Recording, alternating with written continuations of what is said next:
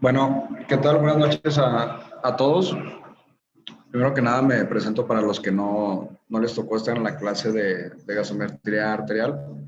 Soy el doctor Ramón Avilés Félix, residente en neumología. Nos vamos a estar viendo por acá en las clases de neumología, en la mayoría de ellas. El día de hoy toca el tema de enfermedad pulmonar obstructiva crónica.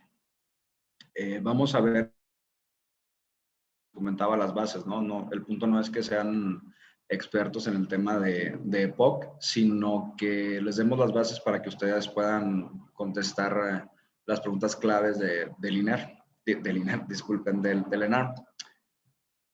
Entonces vamos a comenzar.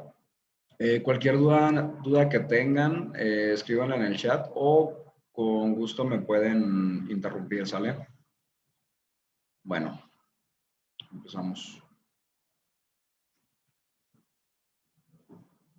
Bueno, vamos a revisar la definición, cómo se define EPOC, la epidemiología en México y a nivel mundial, la fisiopatología, qué es lo que causa esta enfermedad, el cuadro clínico clásico y en qué pacientes esperamos encontrar esta patología, la manera de diagnosticarlo de manera correcta y el tratamiento a seguir. Primero que nada, EPOC es una enfermedad frecuente, prevenible y tratable. Muy importante mencionar esta parte, ¿no? Prevenible y tratable. Por eso es muy importante hacer el diagnóstico oportuno en nuestros pacientes con EPOC. Esta enfermedad está caracterizada por síntomas respiratorios y limitación del flujo aéreo persistente. Esta es una parte clave de la enfermedad, que es limitación del flujo aéreo persistente. ¿Sale? Tenemos otras enfermedades que cursan con limitación del flujo aéreo, como asma, sin embargo, esta no suele ser persistente. Entonces, este es un dato clave para hacer un diagnóstico diferencial de asma, por ejemplo. Ahorita vamos a ver a qué nos referimos con persistente, con los estudios que vamos a revisar más adelante. POC está causada generalmente por exposición importante a partículas o gases nocivos. ¿Sale? Entonces tiene que haber una relación, tiene que haber una causalidad a estas partículas o gases. Ahorita vamos a ver qué gases o partículas son las que nos pueden causar esta patología.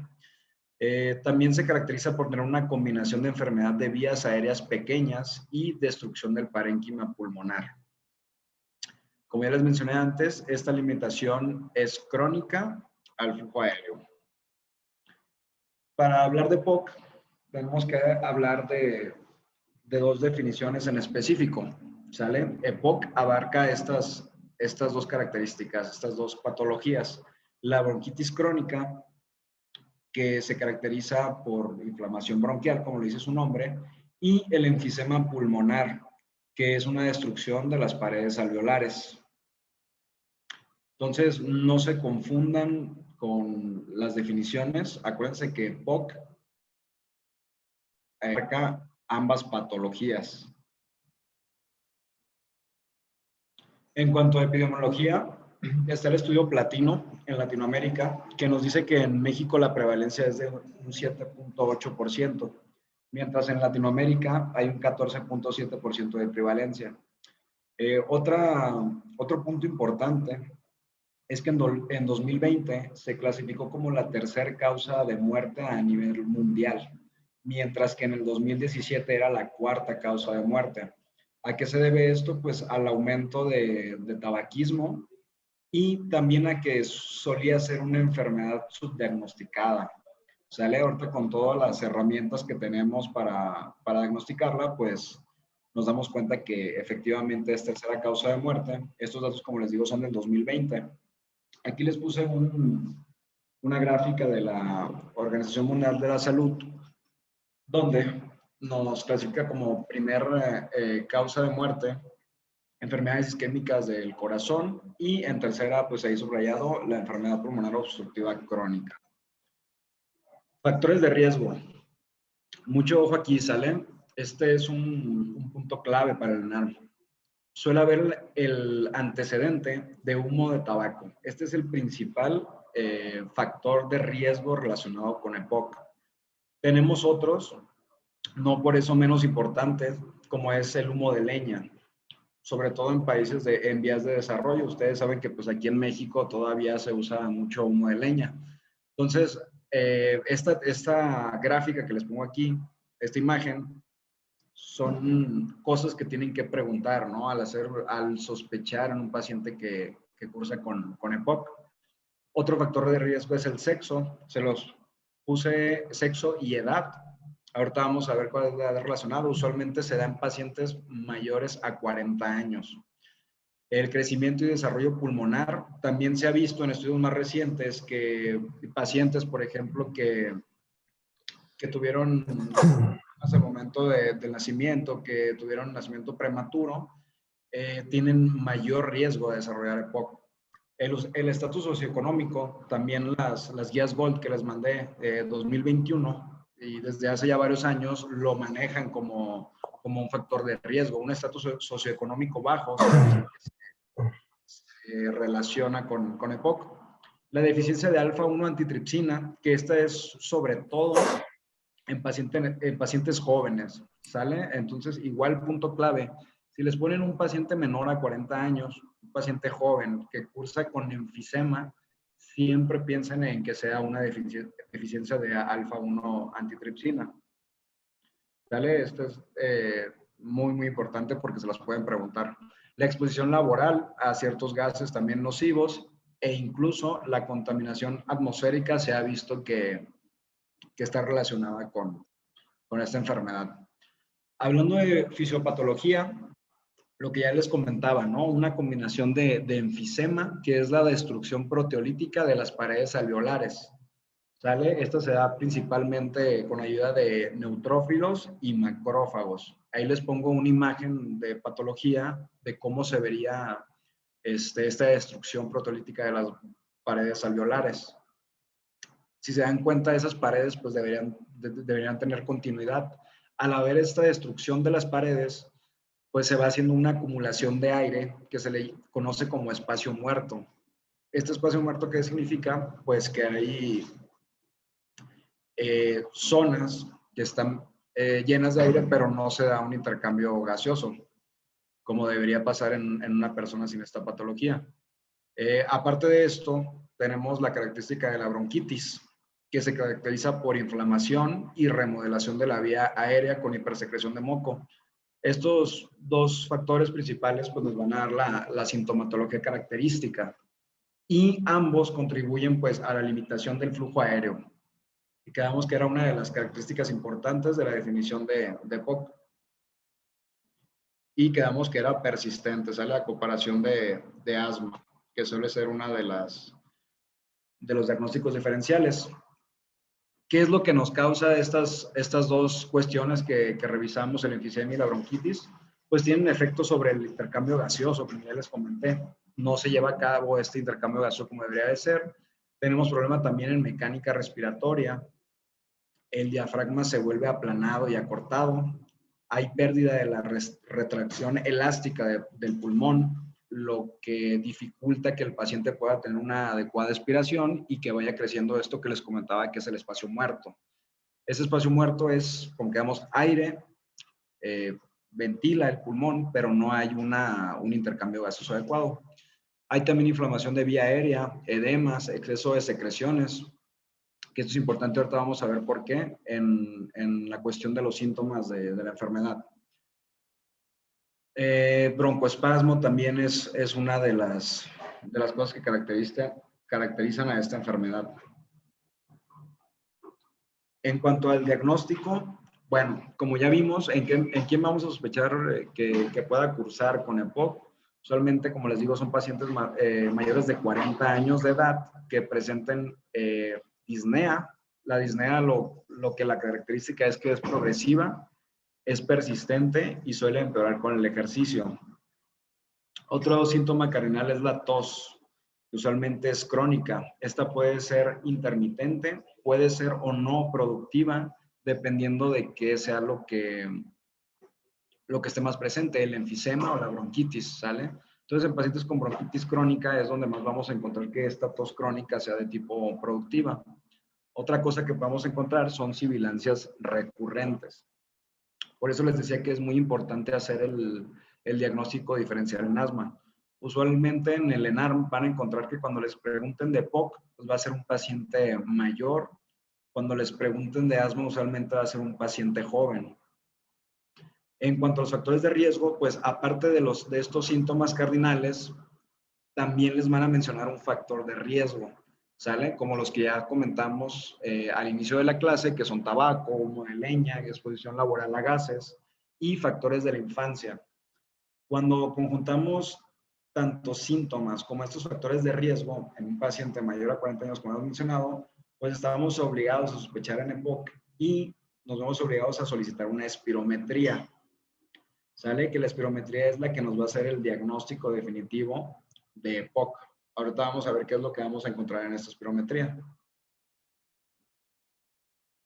¿Para qué nos sirve la espirometría en esta patología? Pues como ya les mencionaba, establece el diagnóstico de la enfermedad, cuantifica la severidad. Ahorita vamos a ver con qué valores cuantifica esta severidad. Estima el pronóstico de la enfermedad, que también es bastante importante. Monitoriza la evolución de la función pulmonar, que como ya vimos, pues es una enfermedad crónica, ¿no? Entonces es muy importante estar valorando en las consultas de seguimiento esta función pulmonar. Otra cosa importante es que evalúa la respuesta al tratamiento. Esto nos permite escalar o desescalar tratamiento. Y valora la gravedad de las exacerbaciones. Ahorita vamos a ver cómo se define una exacerbación de POC. Bueno, ya que nuestro paciente sospechamos que pudiera cursar con EPOC, vimos que tiene los síntomas cardinales y realizamos una espirometría. Ahí les puse una foto de lo que es una espirometría. No es el propósito de la clase, ¿no? Ver las características técnicas de la espirometría, solo que ustedes sepan que es un estudio que valora la función pulmonar. ¿Cuál es el punto clave que nos va a dar el diagnóstico de POC? Pues datos de obstrucción. ¿Cómo vemos datos de obstrucción en la espirometría? Vamos a ver una relación en el volumen expirado forzado en el primer segundo y la capacidad vital forzada, que es lo que les pongo ahí, menor a 0.70. ¿Sale? Con esto ustedes pueden hablar de que hay obstrucción. La obstrucción, después de tener ya esta relación alterada, la vamos a clasificar en leve, moderada, grave o muy grave. ¿Sale? Entonces aquí les puse los valores. La leve es un FEP1 mayor al 80% del predicho. Moderada va del 80 al 50%. Una grave tenemos que es del 50 al 30% y muy grave menor al 30% del predicho.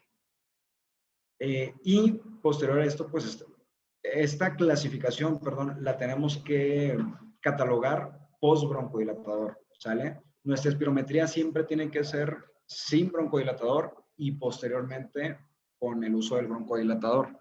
¿Para qué nos sirve el broncodilatador? Pues el broncodilatador nos va a ayudar a darnos cuenta si efectivamente esta obstrucción, que ya vimos cómo se define la obstrucción, es reversible o no reversible, ¿sale?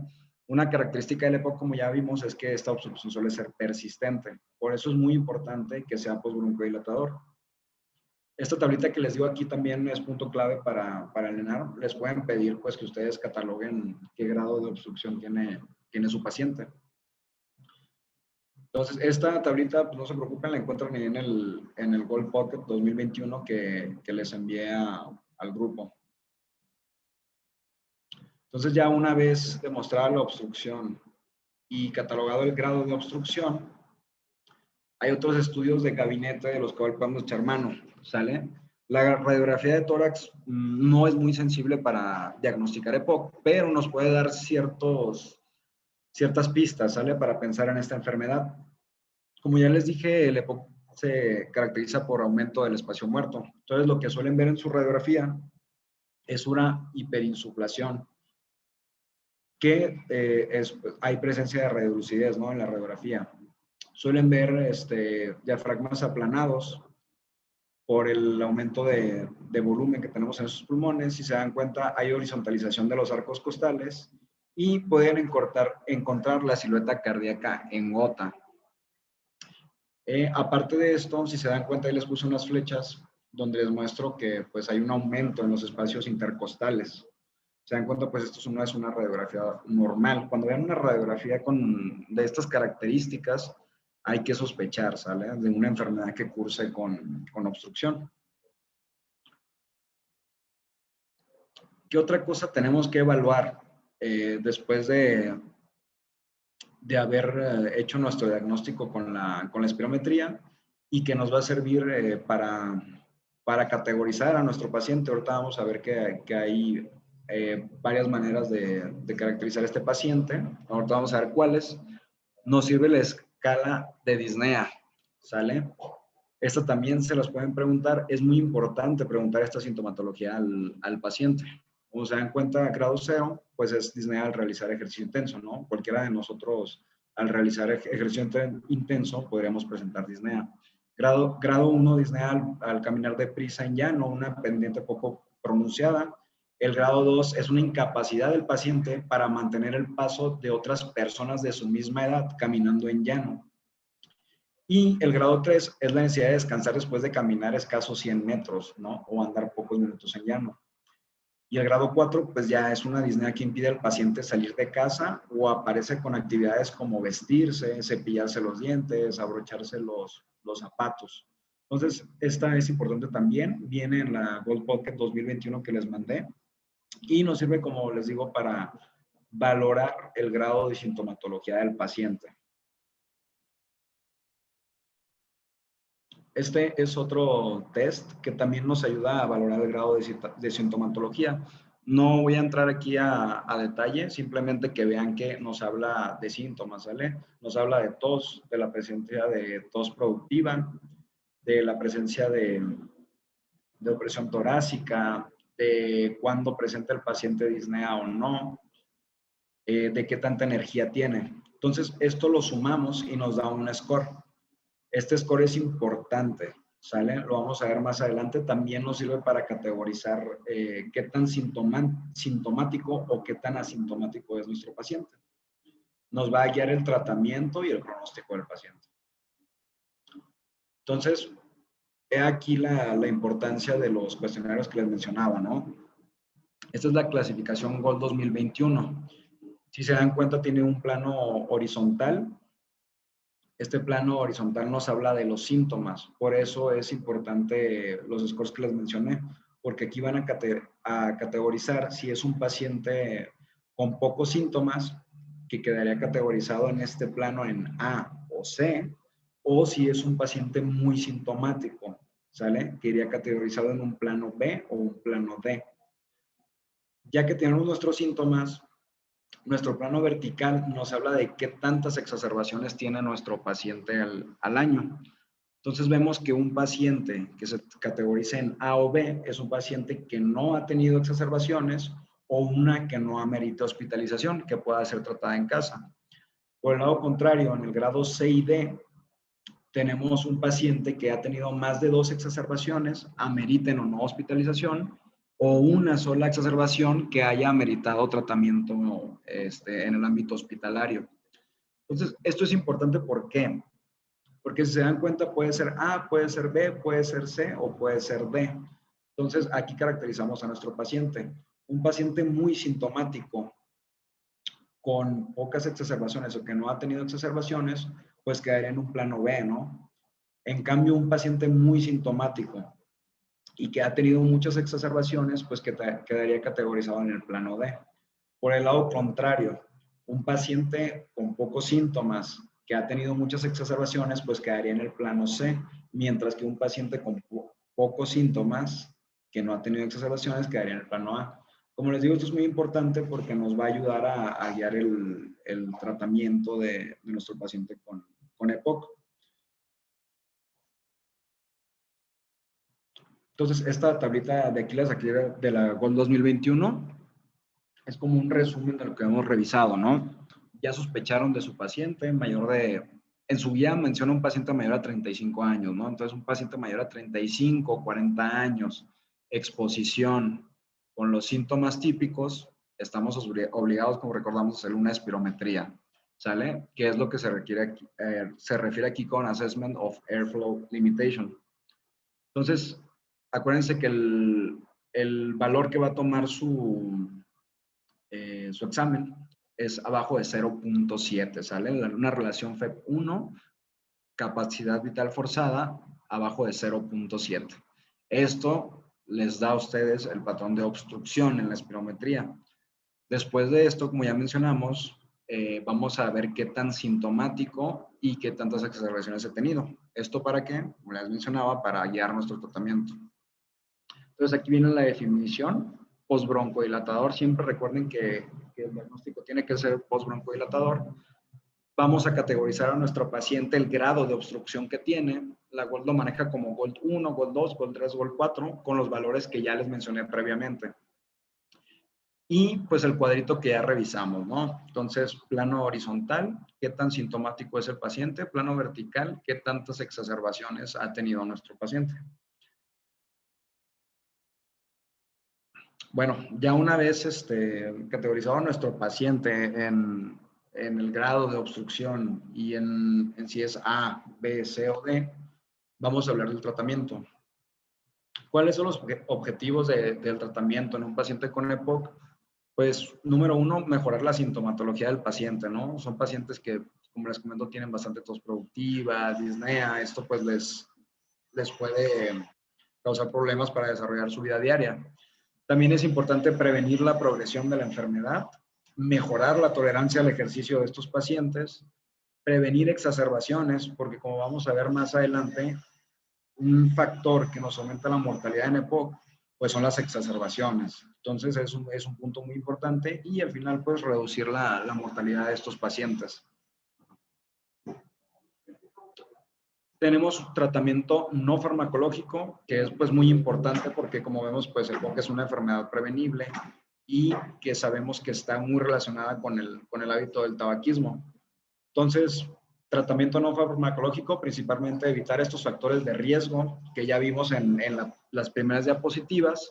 Tenemos que aconsejar a nuestro paciente abandonar el tabaquismo. Este es un punto elemental, ¿sale?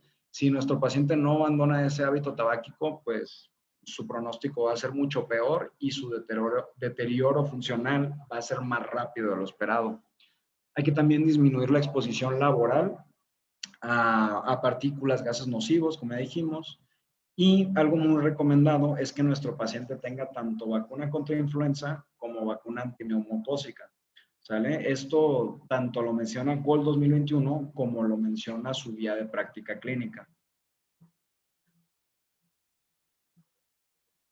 Ahora sí vamos a hablar de tratamiento. Antes de ver cuál de todos los broncodilatadores le vamos a dejar a nuestro paciente, pues hay que saber cuáles son los medicamentos con los que contamos para tratar EPOC. Tenemos broncodilatadores beta-2 agonistas. ¿Qué hacen los broncodilatadores beta-2 agonistas? Ahorita vamos a ver cuáles son exactamente. Este es importante también que lo sepan, les pueden preguntar en el RAM sobre mecanismos de acción. ¿Qué hacen los beta-2 agonistas? Relajan la musculatura lisa desde la tráquea hasta los bronquiolos terminales y estimulan, como lo dice beta-2 agonistas, estimulan a estos receptores del músculo liso, que son los más rápidos y efectivos. Entonces, pues vamos a encontrar en los beta-agonistas un tratamiento también elemental para la hora de tratar EPOC. Otros broncodilatadores que tenemos, disculpen un segundo.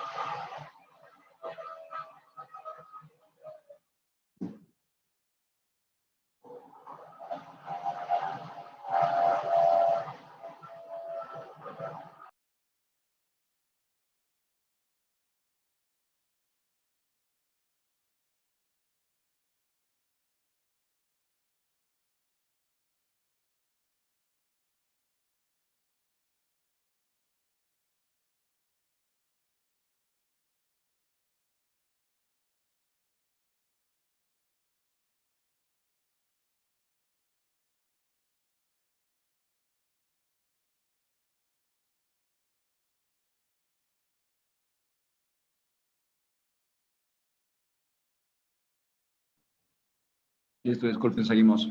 Entonces, otras opciones que tenemos de broncodilatadores son los anticolinérgicos. ¿Qué hacen los anticolinérgicos? Pues actúan principalmente en los receptores muscarínicos M3. Inhiben la actividad de la acetilcolina, ¿vale? Evitando así pues la broncoconstricción. Y tenemos las metilxantinas también. Su uso es muy controvertido.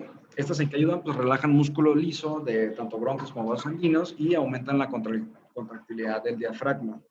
Sin embargo, pues ya son tratamientos que no se usan tanto por su poco, o sea, las dosis que necesitas son muy cerca de las dosis que te causan toxicidad. Entonces, pues nuestra mejor opción pues, es el uso de broncodilatadores, ya sea beta-2 agonistas o del tipo de los anticolinérgicos. Entonces, lo siguiente que vamos a revisar es los medicamentos que tenemos de beta-2 agonistas. Estos se dividen en de acción corta, como es el salbutamol, que es el que tenemos aquí en México, también llamado albuterol en Estados Unidos, que su acción dura de 4 a 6 horas. Entonces, esto es muy importante también a la hora de que pues, vayan a dejar un tratamiento de estos. Te toca ver mucho en la consulta pacientes que llegan con su salbutamol indicado cada 12 horas, incluso a veces cada 24 horas. Entonces, pues esto no tiene lógica, ¿no? Si sabemos que solamente nuestro tratamiento nos va a cubrir 6 horas, pues no vale la pena dejarlo en un espaciado mayor a ese tiempo. Entonces, el principal de acción corta, salbutamol. Punto. Seguimos con los de acción prolongada, que también se conocen como LABA, ¿sale? Long Action Beta Agonist. Tenemos de los principales formoterol, que aquí les pongo su duración de efecto son 12 horas. Tenemos salmeterol, que también dura 12 horas. Y tenemos otros que su duración es más larga, su duración de la acción, que son el olodaterol y el indacaterol, ¿vale? Que pueden tener una duración de hasta 24 horas. Por el lado de los anticolinérgicos, mismo caso, tenemos tanto de acción corta, que es el bromuro diplatropio, que tiene una duración de 6 a 8 horas, y los de acción prolongada, ¿sale? Que en mismo caso, long acting muscarinic antagonist, perdón. Entonces tenemos tiotropio, que puede durar hasta 24 horas, tenemos glicopirronio, que su duración va de 12 a 24 horas, y el umeclidinio de 24 horas. La verdad, pues no hay mucho más que andar aquí, ya eso les toca a ustedes, pues, aprenderse como los medicamentos, ¿no? Cuáles son beta-2 agonistas, cuáles son anticolinérgicos, y saber la clasificación, cuáles son de acción corta, cuáles son de acción prolongada. Tenemos las metilxantinas, que les digo, no vamos a andar mucho en ellas porque pues, son tratamientos que ya no se usan mucho. Estas tienen de característica que pueden durar hasta 24 horas. Se las menciono porque las tienen que conocer, ¿no? Pero déjenlo de lado para la hora de contestar su examen nacional. Otro tratamiento inhalado que tenemos en broncodilatadores son los corticosteroides inhalados, ¿sale? O ICS. De esos, pues tenemos un amplio espectro. Los más conocidos, los más usados aquí en México son beclometasona, budesonida, mometasona y fluticasona. Los pueden encontrar pues en una amplia variedad de dispositivos. Ahorita vamos a ver cuáles son los dispositivos más comunes, nomás para por cultura general, porque esto pues, realmente no se los van a preguntar en el NAR. Otra característica de nuestros inhaladores es que tenemos combinaciones. Seguramente han escuchado de Convivent. Convivent pues tiene una combinación de dos